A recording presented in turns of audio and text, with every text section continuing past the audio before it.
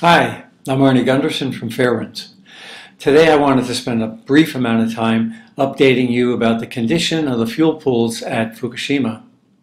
You'll recall that in our last video I discussed the fact that the Nuclear Regulatory Commission was told by the NRC staff that there was no damage to the spent fuel pools at Fukushima.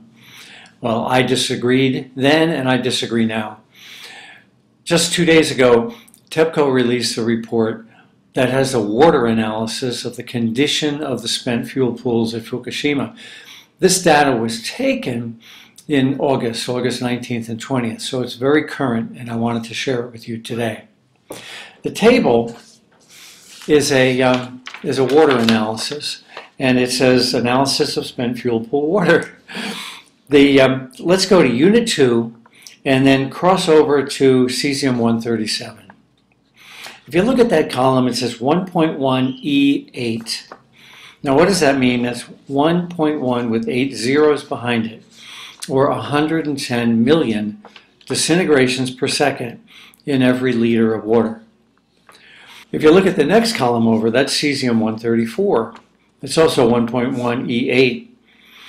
So the combination of both cesiums in the fuel pool on Unit 2 is 220 million disintegrations per second in a liter of water. So think of a liter Coke bottle, and inside it the water is disintegrating at 220,000 disintegrations every second. And that's just for Unit 2.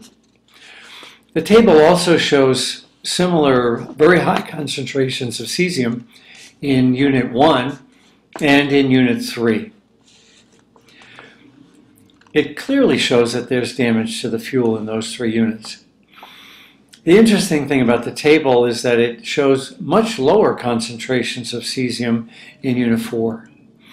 Now, it still could be that there's damage, but less damage in Unit 4, or it could mean that contamination from the other 3 units fell into the water in Unit 4 and contaminated that water.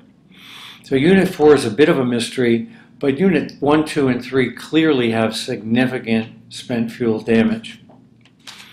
Well, the next thing I'd like to talk to you about briefly is that when we posted our video last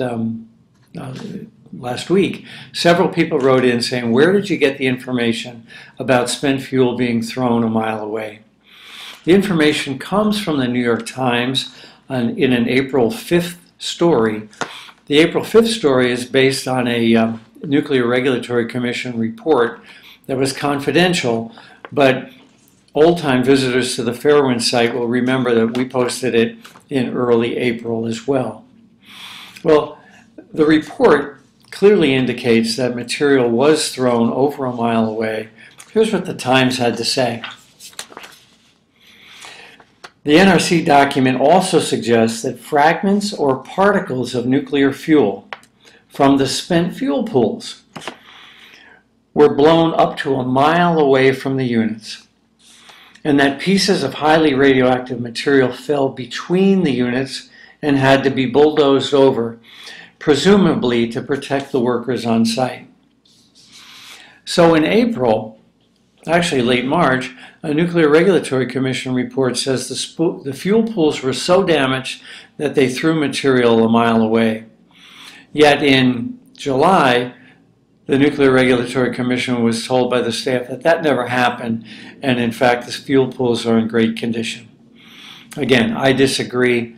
I think the fuel pools are not in great condition.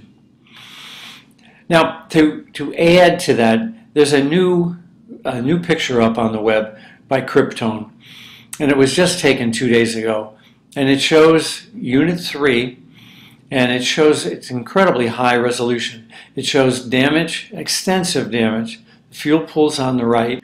Now, I'd invite our readers to go over it in detail and take a look and see what you can see. To me, it shows serious fuel pool damage, and I cannot understand how the NRC would think otherwise. Now, finally, I need to correct something I said in the last video. In the last video, I talked about how salt water was introduced at Fukushima, came in contact with neutrons, and created sulfur. Now that part's right. In the last video, though, I said that the sodium in the salt water is what came in contact with neutrons and created sulfur. What really happened was it's the chlorine. Salt water is sodium chloride, and I misspoke and I said that the sodium, not the chlorine, came in contact with the neutrons.